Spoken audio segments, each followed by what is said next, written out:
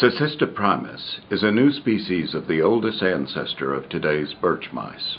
An international team of paleontologists, including SMU paleontologist Yuri Kimura, discovered the fossils from 17-million-year-old sediments in northern China's Inner Mongolia. She identified the species based on 17 of its tiny teeth. To find this new species, Sicista primus, the researchers sifted through 13,000 pounds of sediment. Sicista is now among the longest living rodent genera. The paleontologists usually look for bones, like you see dinosaur bones in a museum exhibit, but a mouse-like mammal is very tiny and the bones are fragile and thin, so they are usually weathered away in a process of sedimentation and fossilization. But teeth are usually preserved in a prehistoric sediments because enamel is the hardest tissue in the body. And interestingly, for small mammals, the tooth structure is very diverse.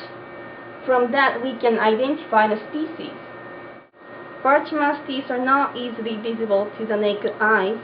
They are less than half the size of a rice grain, so we use a microscope to find their teeth. Mice teeth are very distinctive in their structure, making it possible for paleontologists to use the teeth to identify individual rodent species. Sicista primus was found at a known fossil locality. The scientists looked for teeth and bone fragments that are visible to the naked eye to find a concentration of fossils in the sediments. They then collected the sediments and screen washed them. Small particles of sediments were drained away, and teeth and large particles remained on the mesh. Those were collected and brought back to the laboratory, where fossils like teeth were picked up under the microscope.